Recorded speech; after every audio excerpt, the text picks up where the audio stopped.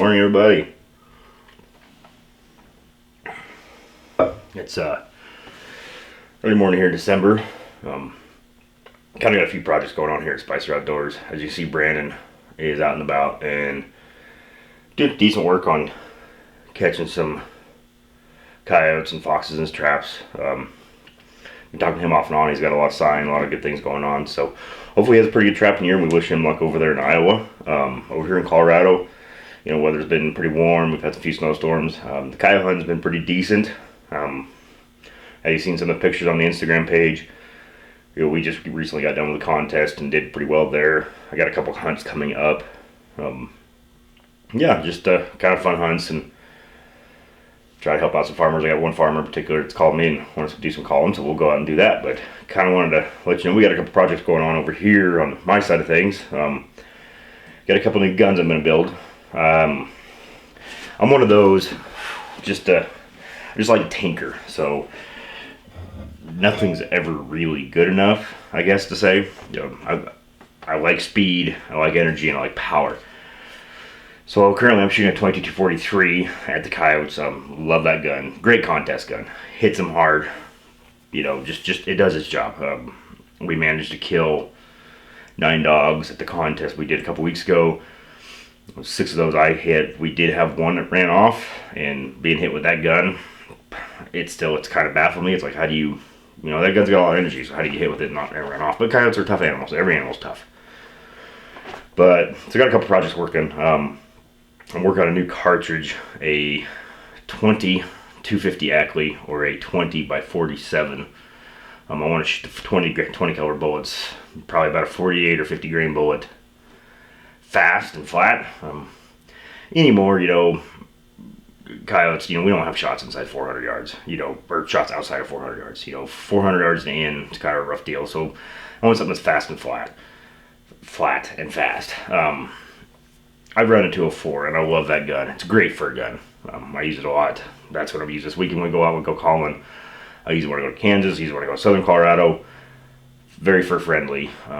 Does its job. I want to shoot that other one and give it a little bit more power, a little more oomph behind it, a little more kill power. Because I have had a few dogs in the last couple of years that ran off with 204 and just not. And I'm not going to say it's bullet selection. I've used the same bullet for the last. I bought the 204 in like 2009. Used the same bullet since then, and have very rarely had runoffs. The bullet does its job. It does a pretty good job of it and everything else. But it's just you know, we were in the contest and we know I hit it because we all heard the whop and coyote stumbled and kept on running. And it's just one of those deals. It's like in those times, like I want that bigger gun. So I'm trying to get. I love that 22-43, but it's just not with that bullet I'm shooting. It's got a lot of power behind it, but it's just not very flat. And so I have two options. So I'm looking at chopping that 22-43 barrel down and trying to push a lighter bullet faster. I'm hoping maybe if I chop it down, I can push a 69 grain bullet or 65 grain bullet about 37, 38. Be pretty flat, whatnot. The other option I have is this new cartridge I'm going with. I want to try this. I like tinkering with new stuff. So I'm hoping to push a 50 grain 20 caliber bullet at about 4,000. If I can get that accomplished, that's got quite a bit of energy behind it, you know, at that 400 yard to end range. The other one I'm working on is a 6.5 Sherman short. A guy by the name of Rich Sherman designed the cartridge years ago. I think his original was a 6.5 Sherman. But this is a very similar round to the 6.5 PRC. Holds about 3 or 4 more grains than that PRC does. But yeah, a very interesting round. I'm going to build it off of a lightweight action carbon fiber barrel, extremely lightweight stock, and one of the scopes, a lighter weight scope. I run Leopold's, I got Vortex, I got Night Force. I love my Night Force. I have a Night Force ATAC-R in my 338. Love that scope, but it is heavy. It's not a packing gun. And that's kind of what I want to get away from, is a lot of the elk hunting we do, we have to put on some miles, and so I'm kind of wanting to get something a little bit lighter. I run a PST Gen 2 on that 260, which there's a video of kind of me hunting with it and kind of showing some before and after shots of shooting deer and antelope with it. Well, that scope is a great scope, but just still wanted something lighter. The scope I just ordered, you know that ATAC-R weighs 39 ounces, almost 40 ounces. The scope I just ordered weighs 26, so huge difference. And then the scope I have on 2243 is kind of the same thing. It's a Vortex Razor Gen 2. Pardon me. Excuse me, folks.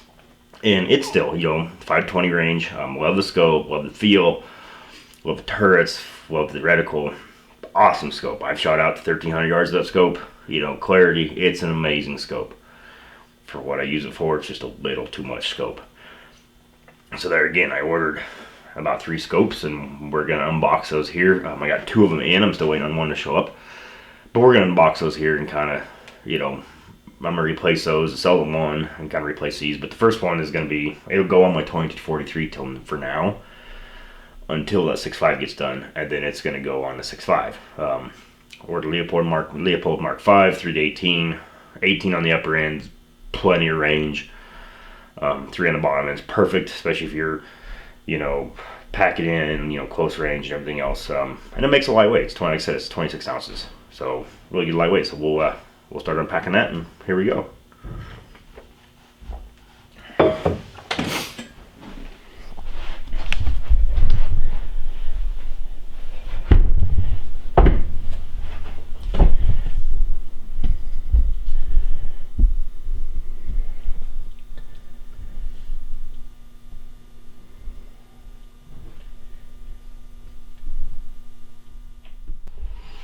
Okay, so this is a Leopold VX5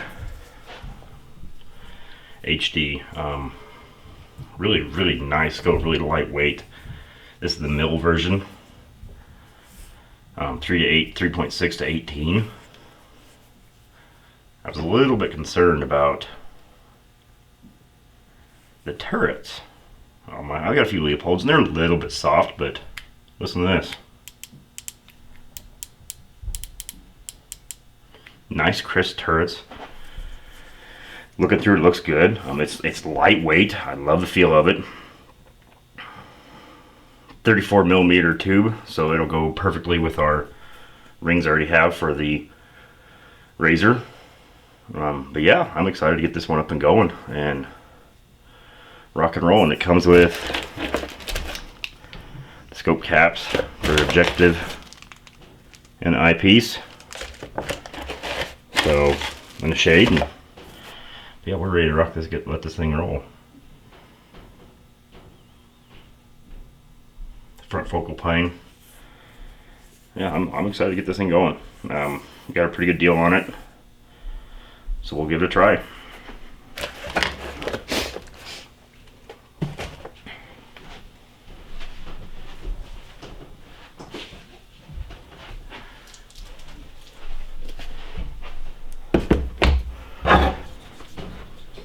The other one we got here is a VX3i long range precision, non-illuminated. Both of them non-illuminated. I don't feel like illumination is necessary. I got a VX5 HD coming in. It's illuminated, and just because that was what was available on the price discount I got. Not a really preference there.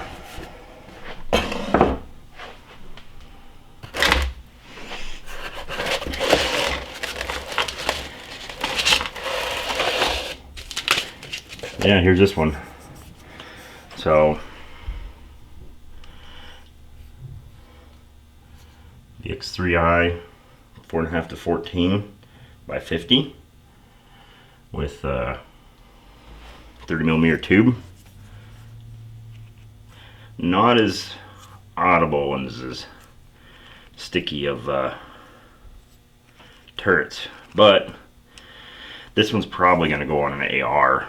I've got a 20-inch barreled upper that I need to put a scope on. And that's probably what this one is going on, just kind of as a backup coyote rifle slash whatever. So not a whole lot of issues. I do like the throw handle. I do like the throw handle it's got on it. But yeah, nice, another really lightweight scope. I think this scope weighs like 19 ounces. and really good glass. I've got a 4.5 to 14 on my 204 by 50 on my 204, almost the exact version, but just the old Gen VX3, and love that scope. So yeah, we'll give these two a whirl. I'll go ahead and get this one mounted up on an AR, and maybe take it out to range this weekend and go from there, and hopefully we'll get some videos and coyotes for y'all. Thank y'all, and have a good day.